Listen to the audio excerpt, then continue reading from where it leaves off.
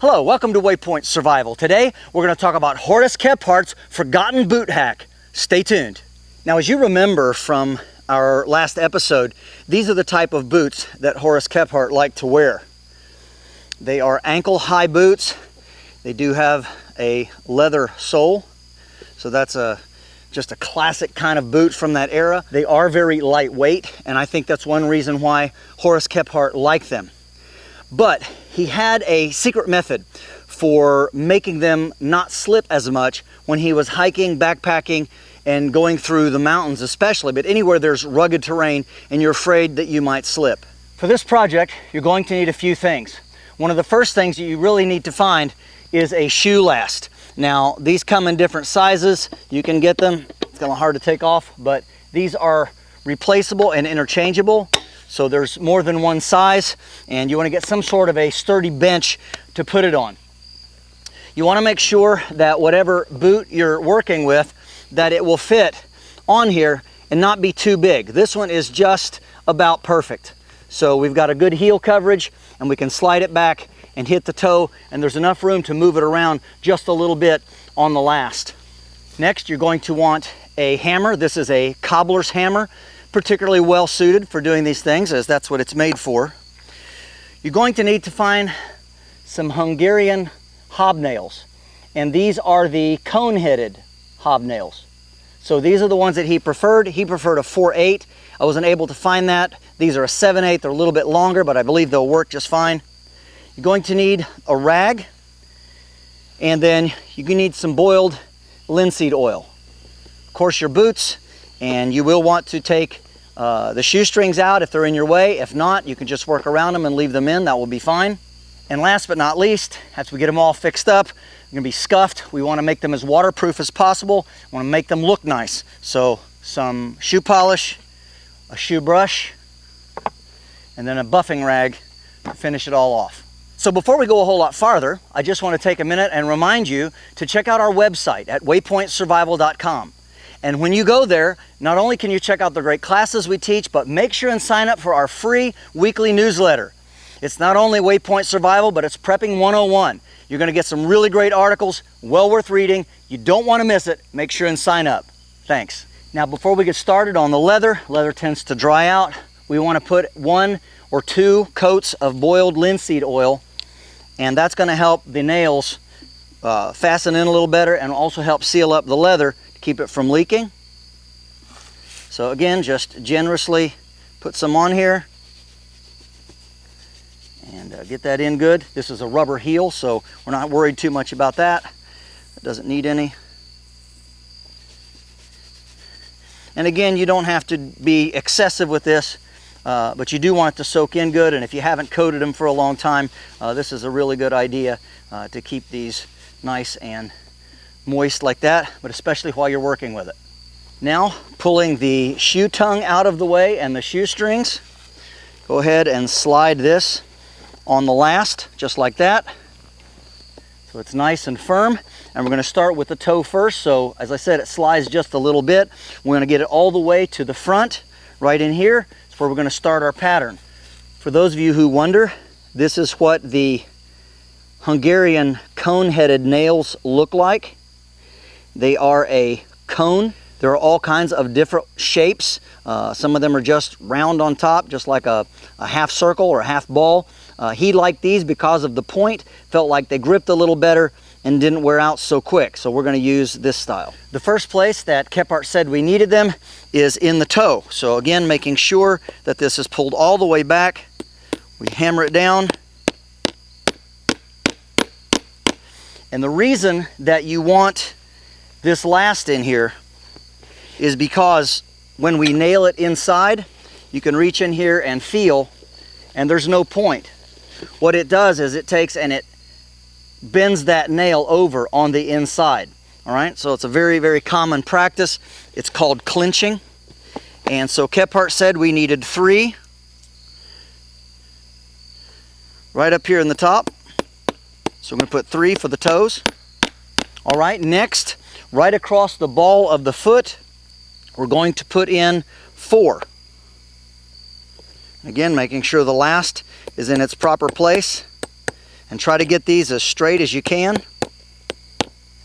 Now that we've got those 4 in, we're going to put a couple right in here, and this is for the arch.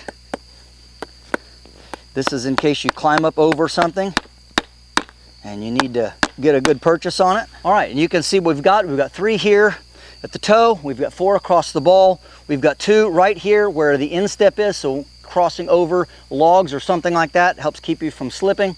And then we're just going to put a few here in the back.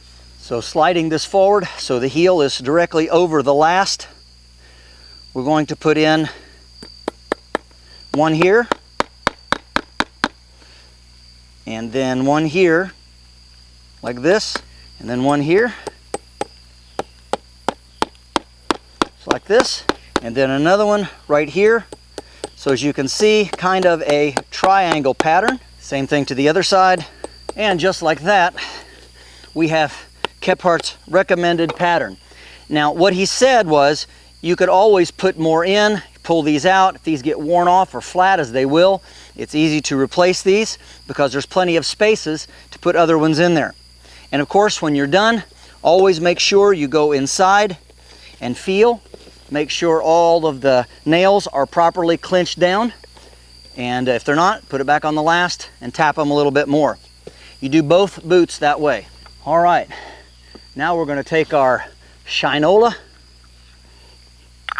open it up, get a little bit of our good polish out, and start going to town. Rubbing it down good, getting all that good, nice black on there. And of course you can dampen it a little bit if you want, sort of a spit polish. But this is going to really help these shoes stay nice and dry. It also helps to keep the leather supple when you're out and about and hiking around. And it's real important to use something like this because this is so much easier to use than your fingers or just a rag, although a rag will do if you're out and about. You want to carry something small like this in your pack. But yeah, it doesn't take too much, and as you can see, got a pretty nice even polish on there. We'll let that dry just a little bit and then we'll start buffing it. All right, they are dried off, and give them a quick buff and shine here. And most of you know how to do this, but this is very important to keeping your shoes in good working order and keeping all the stains and everything down. Okay, all shined up, ready to hit the trail. And I do want to give you a word of caution. Once you put these hobnails in, these are not for carpet or linoleum or tile floors or anything like that. Believe me, these hobnails can really tear up a floor. So again, once you do this, make sure you wear them outside, or at least put them on at the door and wear them out. Don't walk around the house or your cabin with those hobnails in there. So dating all the way back to Roman times, hobnails were a very important part of not slipping and falling unless you were in really rocky places. And there's some notable stories, one that I can think of in particular, about a great warrior who slipped and fell on some very slick stone and ended up losing the battle and losing his life because his feet were so slippery a couple thousand years ago. And of course, many times they'll put a heel plate around this way, and then there are also hobnails all over the heel. So this entire boot is covered. And again, if you're just walking in dirt or mud, rugged terrain like that, and just cross country, this is going to protect your soles. It's going to last a whole lot longer. But it's not ideal. Horace Kephart had it figured out. This is James Bender for WayPoint Survival. If you like this video, please give it a thumbs up. Also, make sure and check out the links in the description box below, just under the More button. While you're down there, you'll find the link for our WayPoint Survival digital class. This is where you can sign up to take survival and bushcraft classes in the safety and comfort of your own backyard, studying the top 20 skills that we consider to be the most important from our Phase 1 Survival and Bushcraft class. You'll also find the waypointsurvival.com link, and this is where you can sign up to take in-person classes at our beautiful training facility here in Southern Ohio. You'll also find the link where you can sign up for our weekly newsletter. And believe me, you don't want to miss that. It's free, and there's a whole lot of great items on the way that you're going to want to read and learn about. And if you haven't done so already, please subscribe to the channel. We'd really appreciate it. And when you do subscribe, make sure and press that bell button so that you can stay notified of all of our upcoming videos, and we'll talk to you next time.